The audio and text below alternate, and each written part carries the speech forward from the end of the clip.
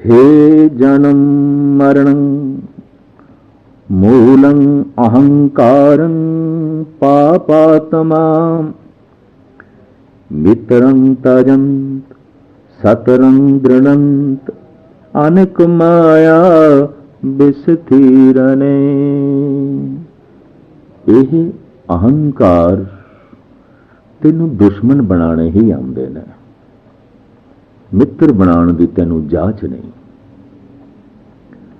ਅਹੰਕਾਰੀ ਦੇ ਮੂੰਹੋਂ ਨਾ ਨਿਕਲਦਾ ਹੈ। ਅਹੰਕਾਰੀ ਹਾਂ ਨਹੀਂ ਕਰ ਸਕਦਾ। ਜਦ ਸਾਰਾ ਮਾਹੌਲ ਹੀ ਐਸਾ ਹੋਵੇ ਔਰ ਹਾਂ ਕਹਿਣ ਦੀ ਸਹੂਲੀਅਤ ਵੀ ਹੋਵੇ, ਕੁਝ ਵਿਗੜਦਾ ਵੀ ਨਾ ਹੋਵੇ, ਤਾਂ ਵੀ हाँ नहीं कहेगा। ना ना, जितनी ताकत ज्यादा होए उतने ही जबान पे आ जाता है ना नहीं ना नहीं। कोई कम है और अक्सर कम कार ਲਈ ਲੋਕੀ सरकारी दफ्तरां ਦੇ ਜਾਂਦੇ ਨੇ। जितनी जिस कोल समर्था है, ताकत है, उस हिसाब नाल ही वो ना करता है। ना करके दसना चाहता है मैं तेनू रोक सकदा, मैं तेरे काम नू रोक सकदा। अहंकार इस महीने विच ते भारत बहुत अहंकारी देश हो गया है। ना ना ना, हाँ कहना ही भुल गए। हाँ कहण विच इनू अपना छोटापन प्रतीत होता है। जायज़ गल भी नौकर ने कह दी है, जायज़ मंग भी एक नौकर ने मंगी है, तां भी मालिक कहता है ना। नौकर दी हां च हां मिला दईए ना। अहंकारी ना करता है, सब नू ना करता है और जिथे तक इसकी सतह है उथे तक ना करता है। और जितना ना ना करी जाता है उतनी दुश्मनी बढ़ती है। तो पातशाह ठीक कह रहे हैं, मित्रं तजंत सतरं दृढ़ंत अनेक माया विस्तीर ने। अहंकार दी माया का इस तरीके नाल विस्तार होता है, इसके दुश्मन ही बढ़ते हैं। ईरानी सूफी संत जनाब हाफिज कहते ने, दरख्ते दोस्ती बानिशाम के कामे दिल बबारा रद निहाले दुश्मनी बरकुन के रंजो बेशुमारा रद। दोस्ती दा बूटा ला, मिलाप दा बूटा ला, जितों खुदा दा मिलाप चाहना है। जे किधरे भुलेखे नाल तो दुश्मनी दा बूटा ला भी बैठा है, इसनों अज ही जड़ों पुट दे। सिवाय दुखां दे सोल तो इस बूटे नूं होर कुछ भी नहीं लगता। अमृत फल खाना चाहना है, दोस्ती दा बूटा ला। भगत आत्मदर्शी मनुख ते सारे जहान नूं मित्र बना लैंदा है। सबको मीत हम आपन की ना, हम सब ना के साजन। किस तरह सारी कायनात नूं उसने मित्र बना लिया, पशु पक्षियां तक नूं, जड़ चेतन सबनूं अपना मित्र बना लिया। जिंदगी ते बड़ी छोटी है, दुनिया बड़ी वड्डी है, सारियां नूं मित्र बनाया। आखिर किस तरीके नाल? गुरबाणी ढंग दसदी है, एक सज्जन सब सज्जना, एक वैरी सब बात। जद उस एक नूं सज्जन बना लैंदा है ते एक नाल सज्जनता दा जद रिश्ता जुड़दा है तो सारी अनेकता उस एक दे आसरे ते खड़ी है। अनेकता भी सारी सज्जन बन के रह जाती है। जीवन धन हो जाता है। कहते मित्रां दे जीवना स्वर्ग दे जीवना है, दुश्मनां दे जीना नरक दे जीवना है। नरक ही भोग रहे ने हो जो कहते गलियां दे कख भी वैरी ने, पर स्वर्ग दे चवो ने जिन्हां ने शैतान नूं भी मित्र बना लिया है, दुष्टां नूं भी मित्र बना लिया है। सब मित्र सबको मीत हम आपन कीना। पर यह युगत अहंकारी दे कोल नहीं आउंदी।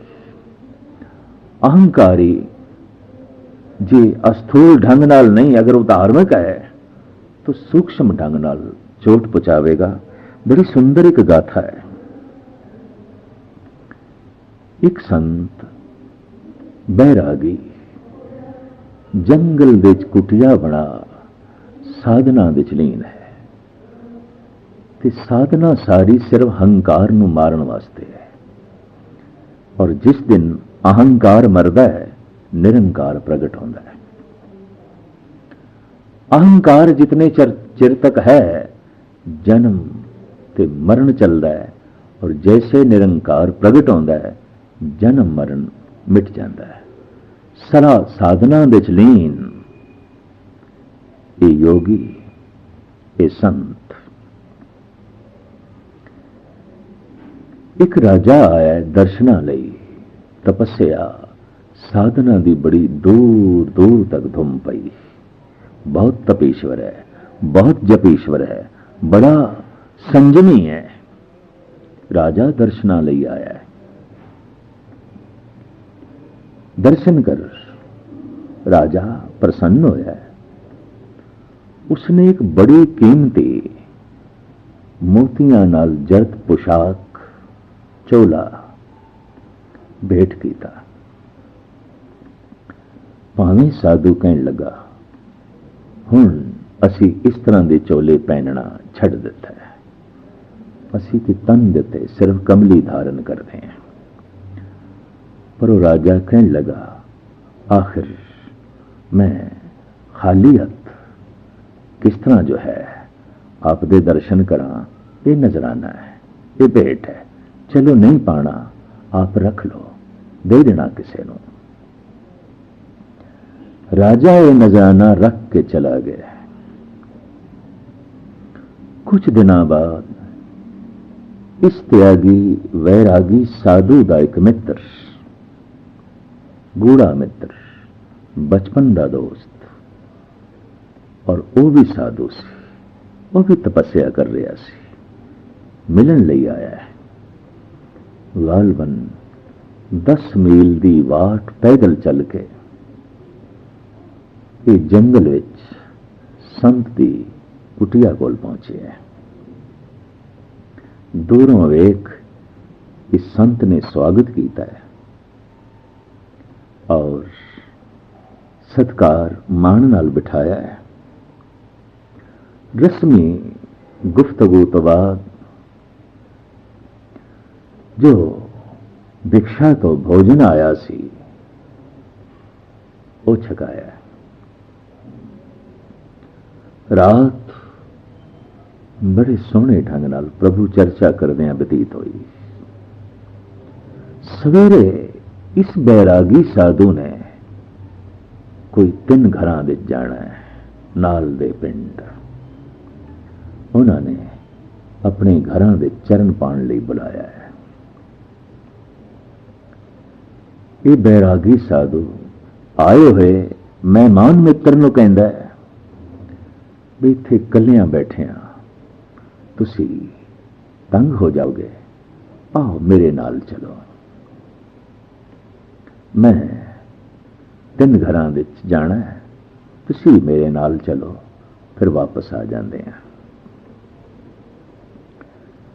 इस बैरागी साधु ने वो जो राजे ने कीमती चोला दिता सी, मोतियां नाल जड़त बड़ा खूबसूरत, वो कट के दिता और आखे ए पा लो, कस्बे दे चले तुसी पा लो। वो साधु कुछ बेनियाज, ये मेहमान साधु और ये मित्र साधु जो आया है, रमजी मनुख, हरख सोग तो उच्चा मनुख, पहन लिया उसने वो चोला, कीमती चोला। जैसे दोवें कस्बे के अंदर दाखिल होंदे ने, सारियां दी निगाहां उस चोले ते और चोला जिस साधु ने पहने है उस ते।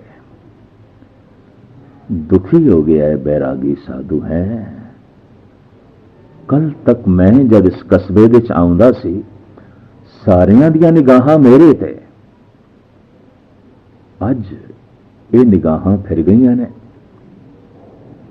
अज ते मेरे मित्र ते चोला दिता लेकिन अंदर ख्याल आया है ये ते मेरे नालों महान प्रतीत होंदा है। सारे इसनों पे देखते हैं। खैर जिस घर विच जाना सी गए, आओ भगत होई, सन्मान नाल बिठाए गए और घर वालियां ने सुभाविक पूछया उस बैरागी साधु तो, ये जो नाल आए ने ये कौन ने? क्योंकि सारे घर वाले अखां फाड़ फाड़ के उसनों वेख रहे ने। सोना चोला पहने होया है, मुखड़े ते शांति झलकदी है, निर्माणता बिखरदी है, रहस बिस्माद अखां दे विच है। तो सारे घर वाले उस तो प्रभावित ने, पुछदे ने, संत जी ये नाल फाड़े कौन आए ने? दुखत होके कहंदा है, मेरे मित्र ने कल आए सन, मेरे बचपन के दोस्त ने, साधु ने, साधना करते ने, बड़े ज्ञानी ने, जपेश्वर ने, तपेश्वर ने, पर ये जिहड़ा चोला है ना ये मेरा है। हुण इस ढंग नाल ते तारफ नहीं कराईदा,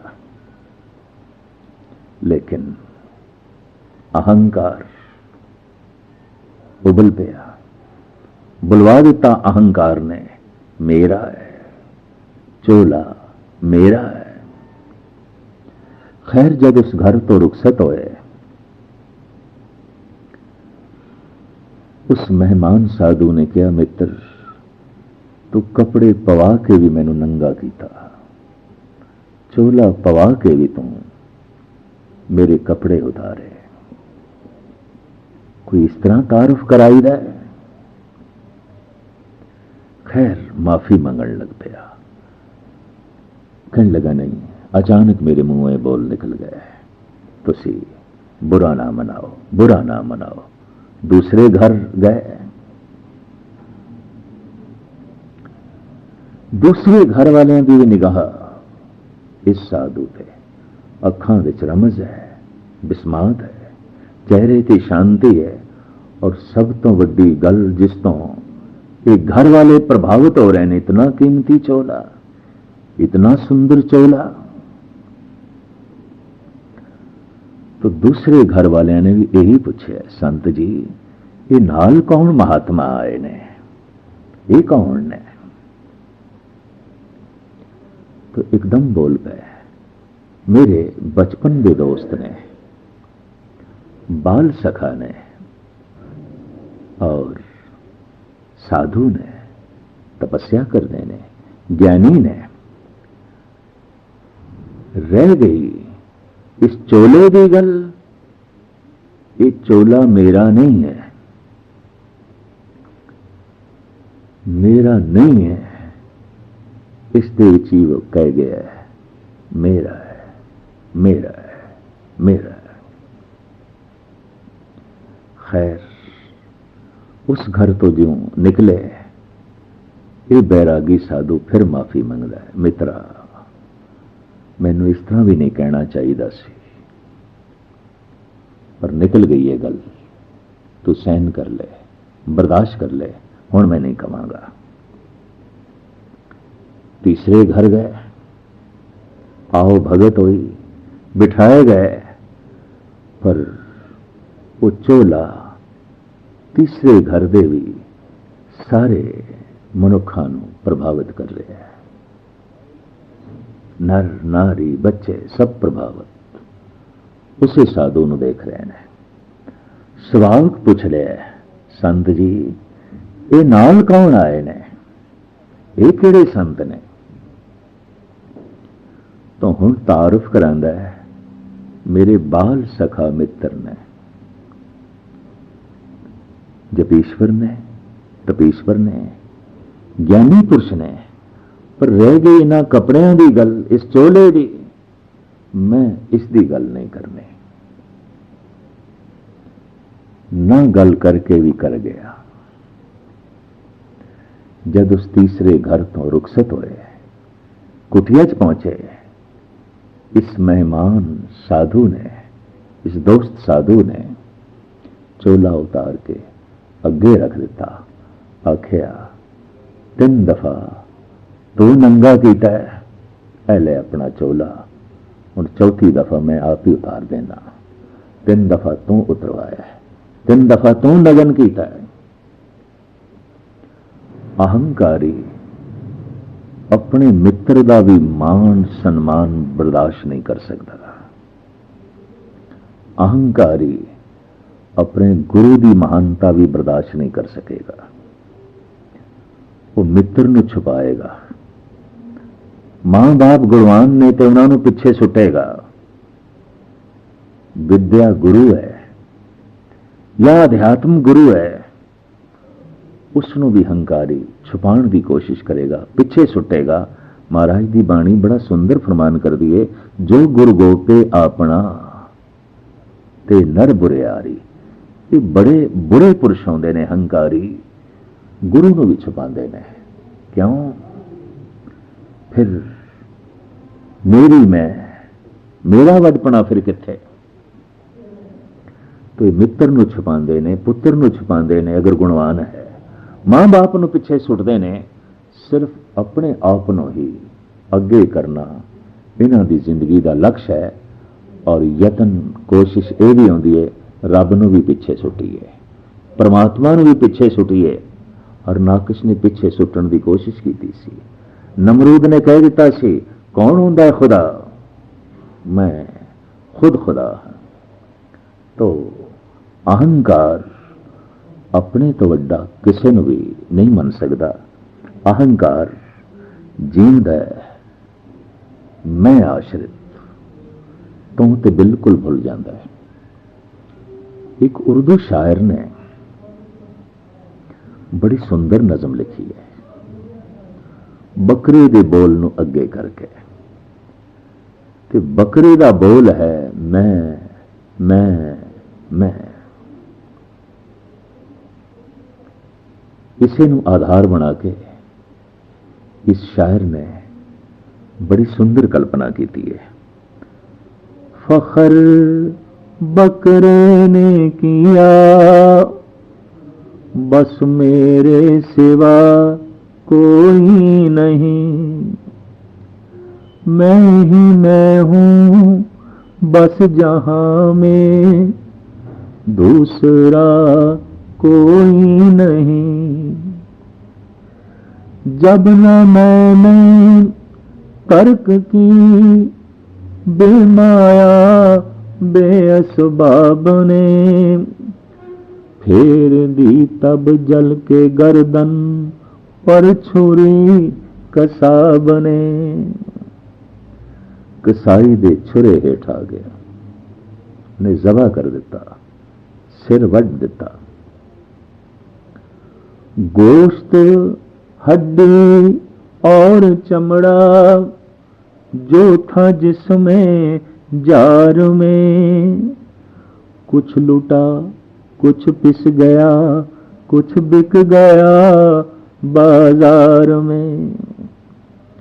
रह गई तातें फिकत मैं मनाने के लिए, ले गया नदाफ से धुन की बनाने के लिए।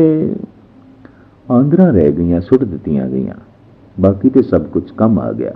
खल कम आ गई, मांस कम आ गया, हड्डियां भी पिस गईयां, कम विच वरतियां।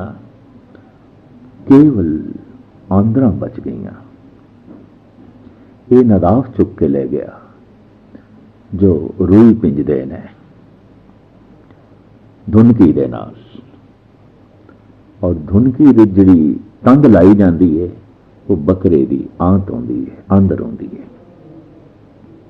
ले गया नदाफ से धुनकी बनाने के लिए, ये आंदरा ही रह गई, रह गई ताते फिकत मैं मनाने के लिए।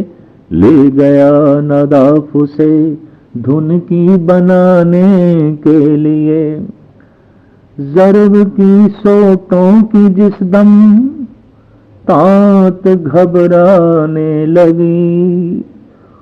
उस तांत दे उत्ते, उस आंत दे उत्ते नदाफ जोर दा सोटा मारदा है, बस उस नाल ही रूई पिंजी जाती है।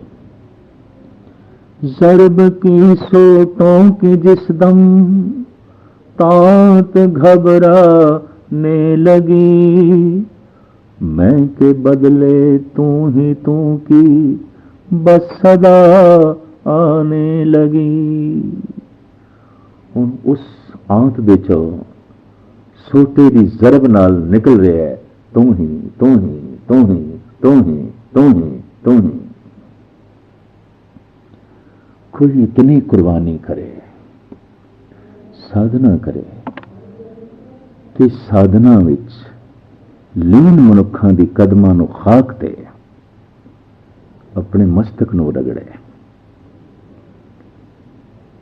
श्वास श्वास वाहिगुरू वाहिगुरू जपे, ताई ये मैं तू दे च बदलदी है। जीवन धन धन हो जाता है, महान हो जाता है। अहंकारी उस्तत अपनी करेगा, निंदा दूसरे दी करेगा। अगर दूसरा वड्डा है तो अहंकारी लाजमी निंदा करेगा, अहंकारी निंदक हो ही जाएगा। उसे प्रसन्न होता है, अपनी उपमा सुन के उपमा होने लग पई है दूजियां दी, तीसरे दी, मित्र दी। तो हुण इस कोल होंदी है निंदा। निंदा का मतलब की है? गल नूं छुटियाना।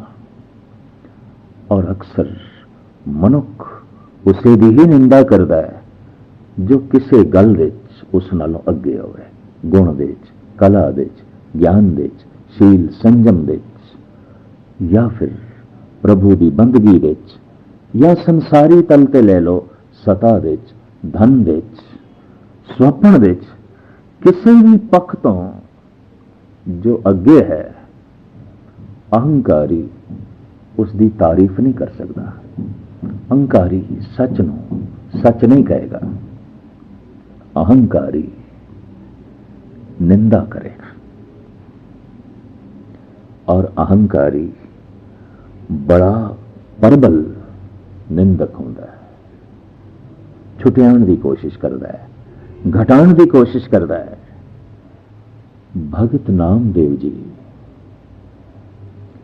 उन्होंने तपस्या इतनी इतनी, परमात्मा उन्होंने सन्मुख होया है, प्रभु सामने होया है, लेकिन हंकारी ब्राह्मणा ने मार मार के मंदिर चो कढ़िया है और मंदिर दे पिछवाड़े बिठा देता है।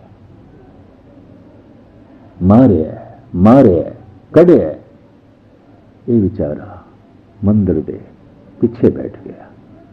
पहले ते मूर्ति दे सन्मुख सी, मूर्ति नामदेव दे सन्मुख सी, पर हुण पिछे। पातशाह दी बाणी कहंदी है, अहंकारियां निंदकां पिठ दे नामदेव मुख लाया।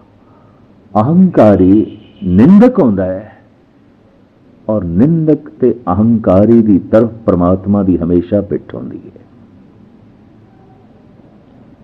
जो गुणा दी सिफतो सलाह करता है ਉਹ ਤੇ ਪ੍ਰਮਾਤਮਾ ਦੀ ਸਿਫਤੋ ਸਲਾਹ ਕਰਦਾ ਹੈ। ਗੁਣ ਕਿਸੇ ਮਨੁੱਖ ਦੇ ਵਿੱਚ ਵੀ ਪ੍ਰਗਟ ਹੋਏ ਨੇ ਤਾਂ ਗੁਣ ਤੇ ਸਾਰੇ ਪ੍ਰਮਾਤਮਾ ਦੇ ਨੇ। ਗੁਣਾਂ ਦੀ ਤਾਰੀਫ ਪ੍ਰਮਾਤਮਾ ਦੀ ਤਾਰੀਫ ਹੈ, ਪਰ ਉਹ ਤੇ ਨਿੰਦਾ ਕਰਦਾ ਹੈ, ਗੁਣਾਂ ਦੀ ਨਿੰਦਾ ਕਰਦਾ ਹੈ, ਕਿਉਂਕਿ ਅਹੰਕਾਰੀ ਹੈ। तो परमात्मा की पिठ हो जाती उसकी तरफ। और जिस मनुख की तरफ परमात्मा की पिठ हो गई है, सब की पिठ हो जाती है। और अहंकारी बहुत दुखों के दलदल दे जाके फसदा है। धन गुरु अर्जन देव जी महाराज इन फरमान करते हैं, आवंत जावंत थकंत जिया, दुख सुख बहु भोगणे। ऐ अहंकार तेरे करके ये जीव जमदे ने, मरदे ने, आंदे ने, जांदे ने, दुख भोगदे ने, सुख भोगदे ने, थक जांदे ने, टुट जांदे ने। ऐ अहंकार तू ते तोड़ के रख देना कईयां नूं।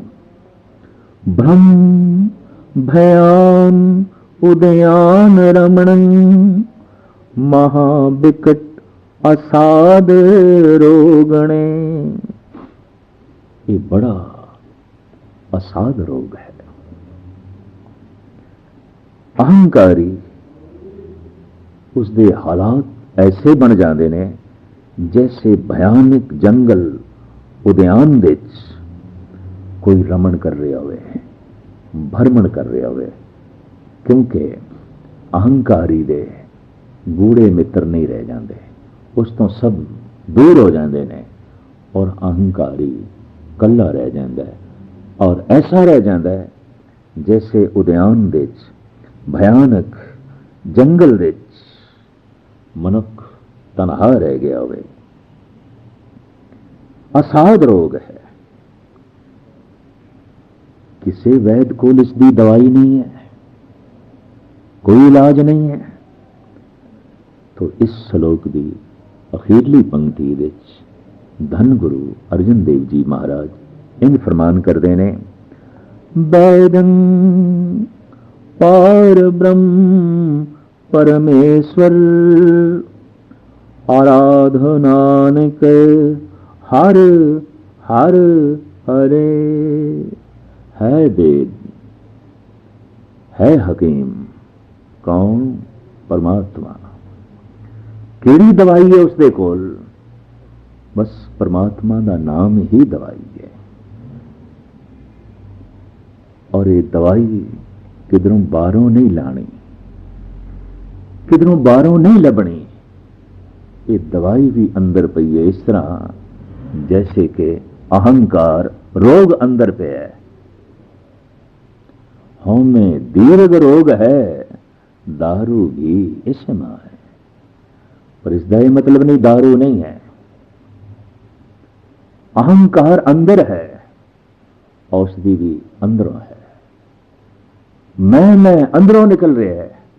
हुण जी किधरे अंदरों निकले तू ये तो औषधि हो गई। मैं ये तो रोग हो गया। ये रोग ते औषधि दोवें मनुख दे अंदर ने। इसकी मर्जी है रोग नूं वधाना है कि औषधि नाल इस रोग नूं घटाना है ते मिटाना है। मैं अंदरों निकलेगा।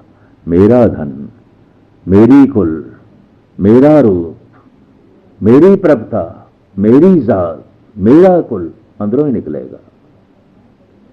तू है, कुछ भी नहीं मेरा। मैं नाही प्रभ सब किछ तेरा, ईघे निर्गुण उगे सरगुण, केल करत विच स्वामी मेरा। ये जो तेरा है ये भी अंदरों निकलेगा, और ये जो मेरा है ये भी अंदरों निकलेगा। इस वास्ते रोग भी अंदर है, दवाई भी अंदर है। सत्संग इस वास्ते है। और गुरु अर्जन देव जी महाराज का ये फरमान, ये वाक प्रेरणा दे रहा है। जे रोग अंदर है तो वैद भी अंदर बैठा है, औषधि भी अंदर है। तू उस औषधि का सेवन कर, कह सब कुछ तू ही है, वाहिगुरु वाहिगुरु वाहिगुरु तू ही है।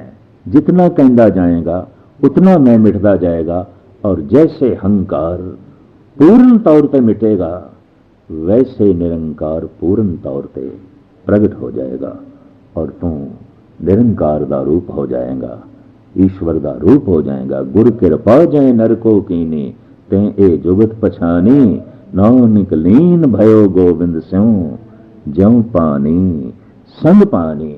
इस तरह तू प्रभु का रूप हो जाएगा।